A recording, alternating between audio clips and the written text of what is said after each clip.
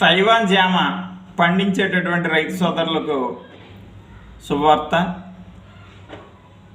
దానిలో వచ్చేటటువంటి పూత రాలటం, పిండి రాలటం మరియు కాయ సైజు రాకపోవడం, ఆకులు గులాబీ రంగు రావటం, లేత ఆకులు పసుపచ్చ రంగులోకి మారిపోవడం, ఇటువంటి అనేక సమస్యలతోటి మన ఈ తైవాన్ జామ పంట రైతు సోదరులకు విపరీతమైన ఖర్చును పెంచుతుంది.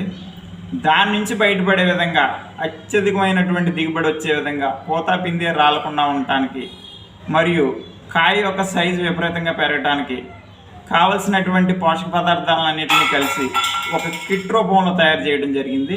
దాన్ని కనుక ఈ జామ తోట, తైవాన్ జామ తోట రైతులు కనుక ఉపయోగించుకున్నప్పుడు ఖచ్చితంగా గతంతో పోలిస్తే దిగుబడి పెరుగుతుంతో పాటు ఖచ్చితంగా మనకు పెట్టుబడి ఖచ్చితంగా తగ్గుతుందనేసి ఈ వీడియో ముఖంగా తైవాన్ జామ రైతులకు తెలియజేస్తున్నాను.